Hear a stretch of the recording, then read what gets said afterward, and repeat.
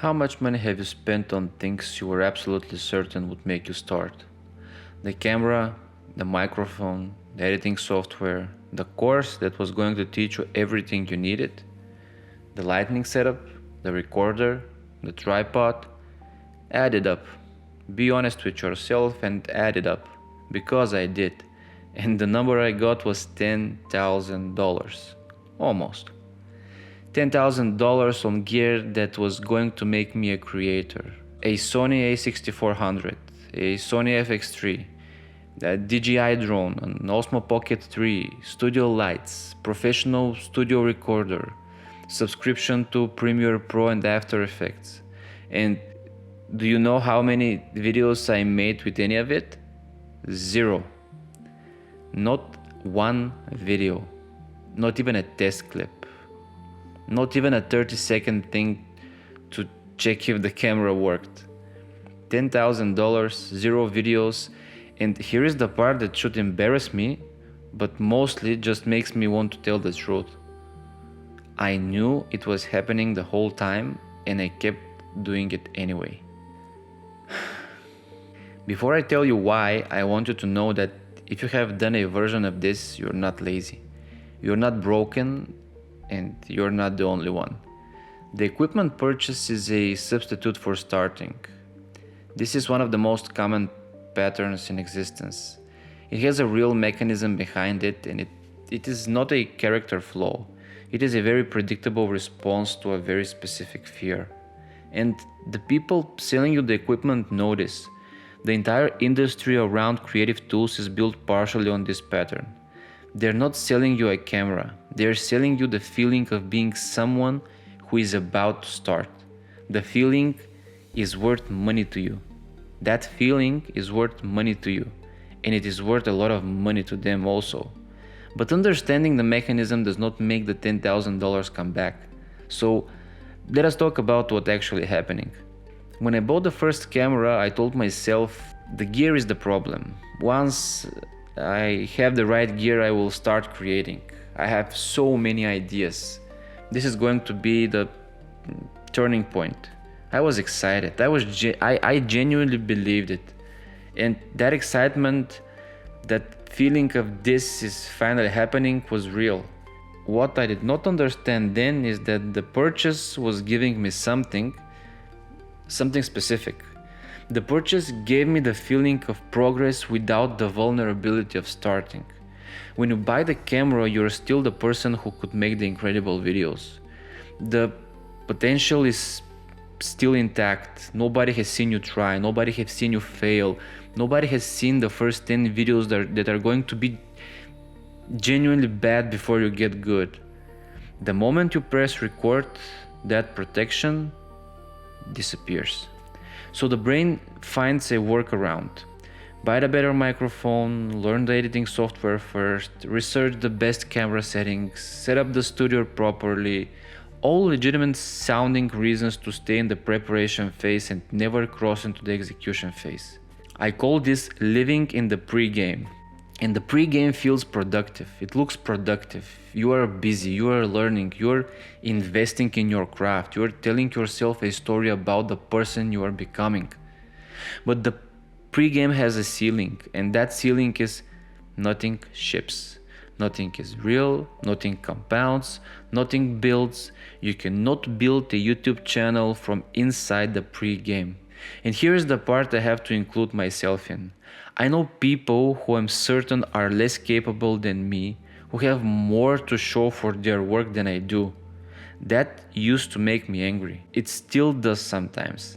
But this is the honest answer to that anger. They left the pre-game. That is the entire difference. Not talent, not resources, not the right camera.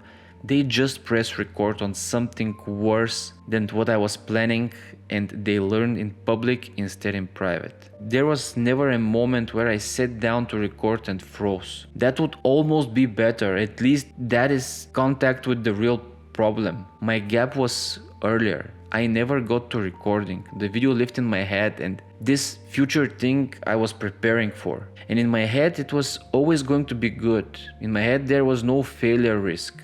In my head I was already the person I wanted to be. And this is a very comfortable place to live, and it produces absolutely nothing. I want to give this pattern a name because naming it is part of how you stop it. I call it the perpetual runway. An airplane needs a runway to take off. The runway is real and necessary, but you cannot stay on the runway forever. At some point, the engines have to go full power and you have to commit to leaving the ground. The perpetual runway is what happens when preparation becomes permanent, when the runway becomes the destination instead of the launch point. You can always find a reason to extend the runway. Better gear, more research, more planning, one more course, one more month, and every extension feels justified. The problem is that the plane never takes off, and the longer you stay on the runway, the more the gap grows between the person you are planning to be and the person you actually are. The gap is expensive, not just financially. It costs you the version of yourself you would have become if you had started 2 years ago.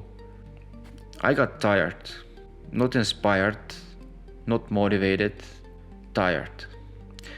Tired of thinking about it, tired of the gap between what I knew I was capable of and what I was actually producing.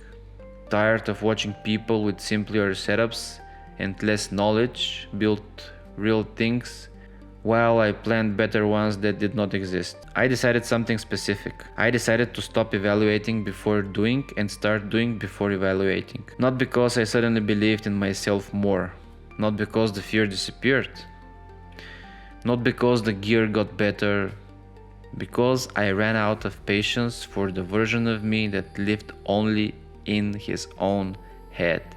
I want to be honest with you about something. I still have all the equipment, the FX3, the drone, the lights, all of it. I'm using some of it right now. But it was never what was blocking me. It was never the missing piece. What was blocking me was the story I was telling myself about what starting required. The story was, I need to be ready first. And the truth is, you get ready by starting. There is no other way. And if you are in this pattern right now, here is what I want you to understand. The first video will not be good. This is not a problem. This is the price of admission. Every creator you watch who is good made a version 1 that was bad. The difference between them and you is not talent. It is that they paid the price. The equipment is not the real problem. The editing software is not the real problem. The lighting is not the real problem. The problem is the story connecting gear to readiness. And that story is false. It has always been false. Here is the only metric that matters in the first 10 videos. Did it ship? Not did it perform. Not did it look professional. Not did anyone watch it. Did it exist in the world outside your head? Because the only thing that gets you to the 11th video, which will be better, is the first 10. And the only thing that gets you to the first 10 is stopping the search for a better reason to start. You have enough. You have always had enough. The phone in your pocket has more capability than the gear most successful creators started with. What you did not have, what I did not have, was the willingness to be bad at something in public for long enough to get good at it. This is the only missing piece, and you can choose it today. I'm building this channel in public. The numbers, the failures, the real learning, all of it. Not to prove anything, to document what it actually takes. If that is the kind of content you want more of, you can subscribe. And if you have your own version of the $10,000 shelf, tell me about it below. You're not the only one. Thanks.